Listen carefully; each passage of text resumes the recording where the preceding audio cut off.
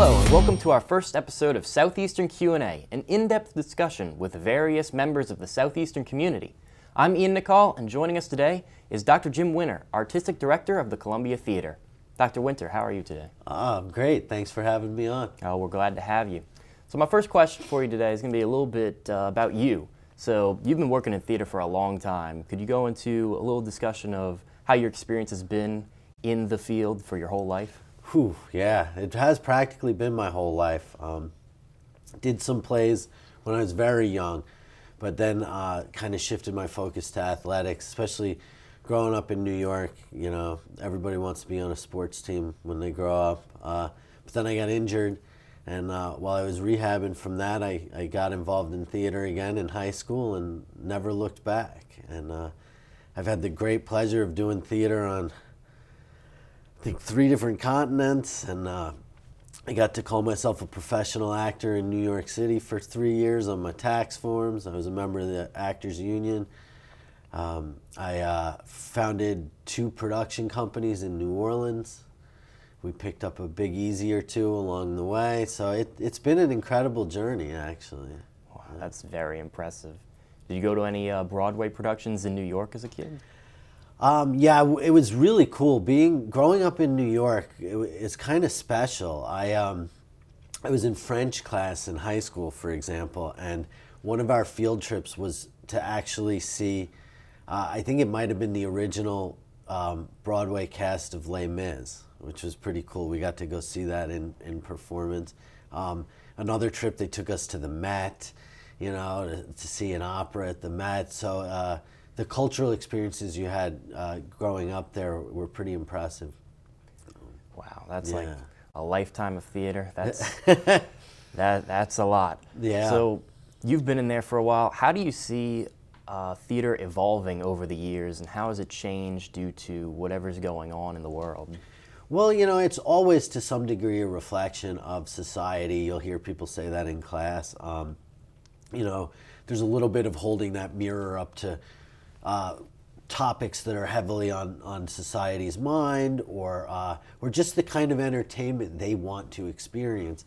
But certainly, COVID has completely changed the landscape of professional theater. I think we're still seeing ripple effects from that. A lot of professional theaters and even a lot of amateur theaters continue to struggle. They're still trying to get their footing back after that. Fortunately, I can say, thanks to the support of Southeastern and my incredible staff at the Columbia, while that downward trend has been happening in a lot of theaters across the globe, we've actually been rising, which is unusual, but we're doing it. Yeah, speaking of the Columbia Theater, you know, your journey has brought you here after all these years. What exactly are your responsibilities at the theater as the artistic director? Man. You know, my predecessor, his title was the executive director. And when I came on, I wanted to follow a slightly different model. And so I said, you know, I'd like to go back to what they used to call that position, which was the artistic director. But there are a lot of duties that I think go even beyond artistic. But I do direct productions there. Obviously, I work with my staff to set each season. I basically have to sign everything. When we do have touring acts come through, I'm the one that books them. I'm usually the one that is talking with the agents to a certain point until I turn it over to my assistant director, who handles contracts and the business end of things. Yeah, it's everything. At one point or another, almost everything that happens in that theater comes across my desk, or I have to weigh in on, and I almost forget that sometimes. You know, I'll have a room full of people looking at me, and I'll be like, well, and they're like, well, you're the boss, you got to tell us, you know. So, yeah, it's a lot.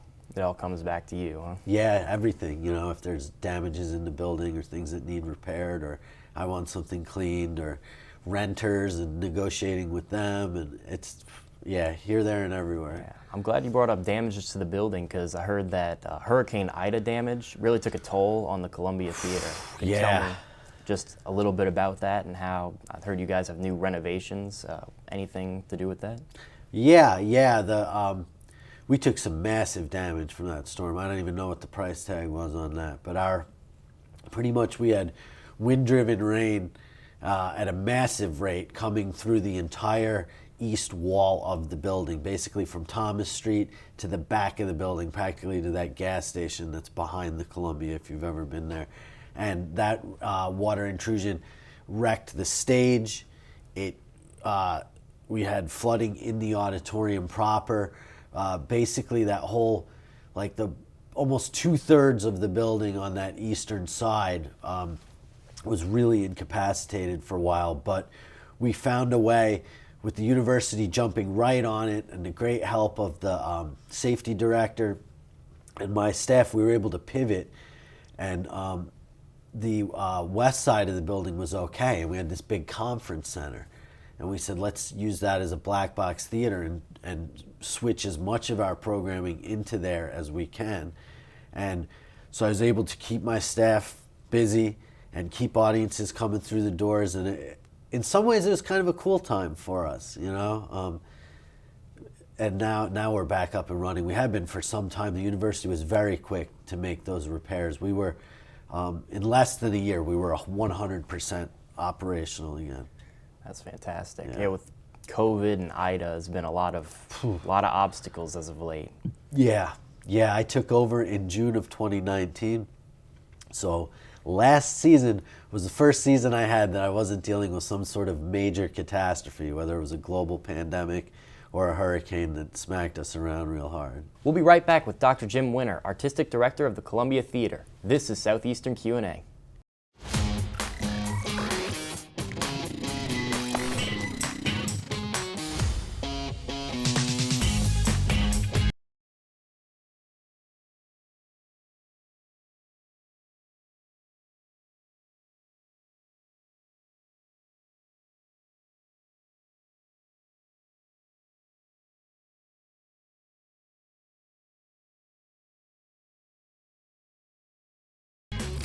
Welcome back to Southeastern Q&A. I'm Ian Nicol, here with the Columbia Theater Artistic Director, Jim Winter.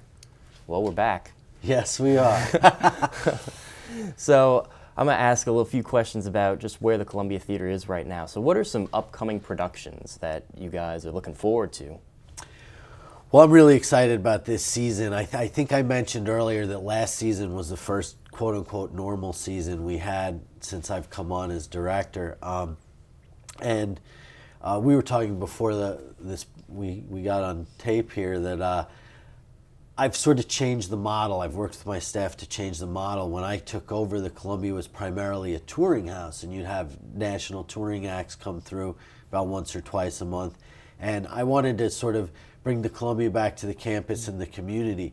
And so we do a lot of producing now, and when we do have outside acts come in, they're usually local talent. So we're really excited. Our season is already off to a great start.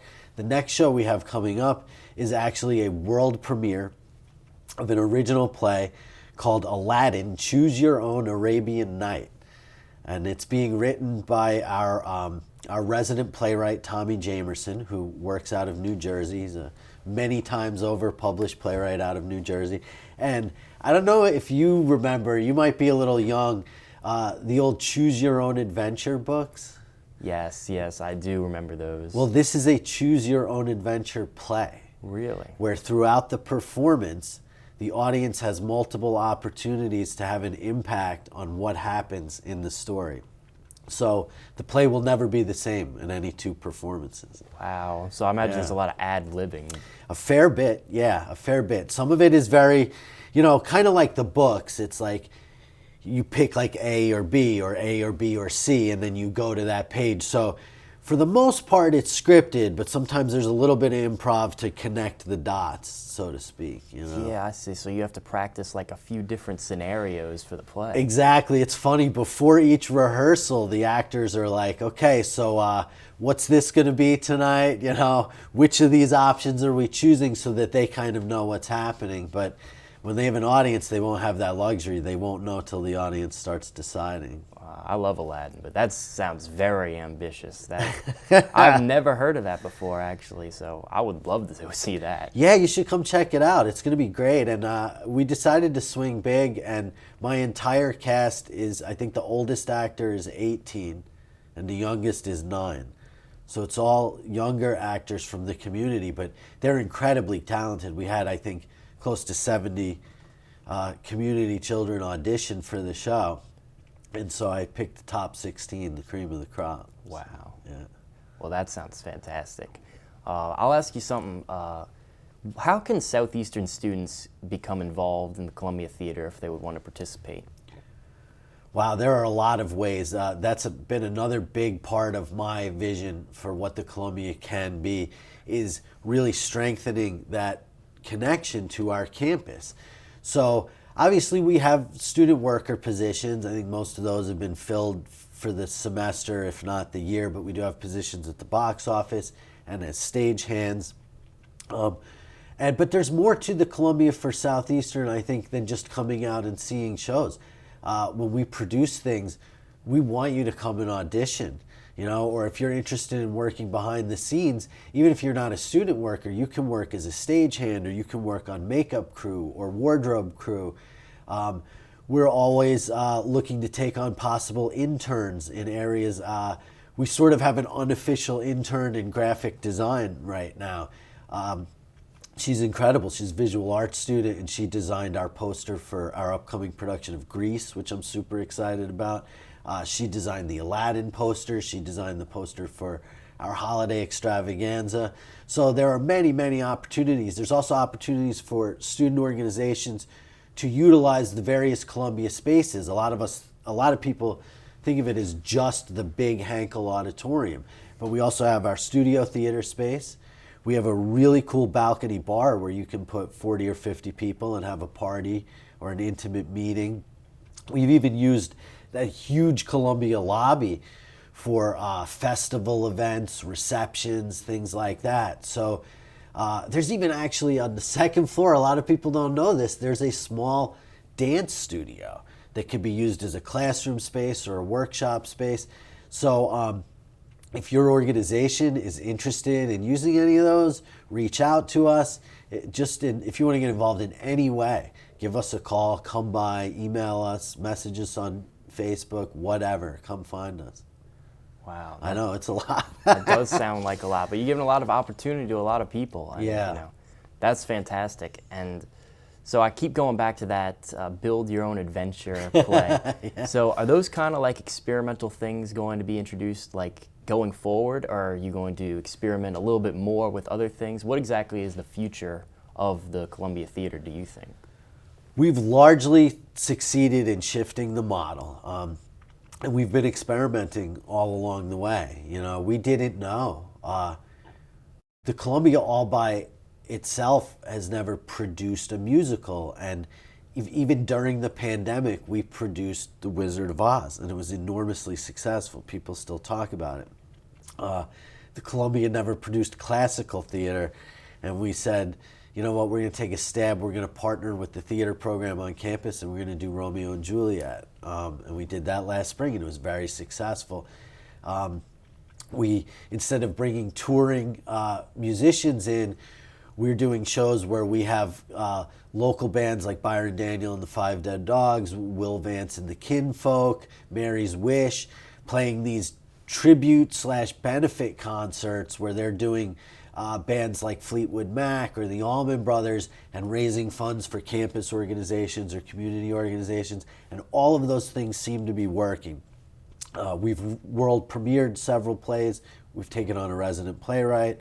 And the hope is to continue moving in that vein, to partner with the campus, the community, and continue to produce live theater, live music events, you name it.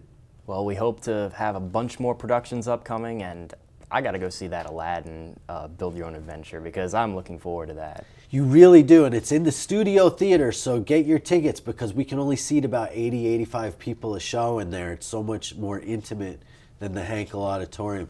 So yeah, hop over to our website or come visit us or call us, grab some tickets, follow us on Facebook, Insta. Yeah, we're always posting stuff. So. Absolutely. Well, thank you for joining us, Dr. Winter. We appreciate having you on for this first edition of Southeastern Q&A. Yeah, I'm so flattered. Thanks for having me on for your first edition. What an honor. Wonderful.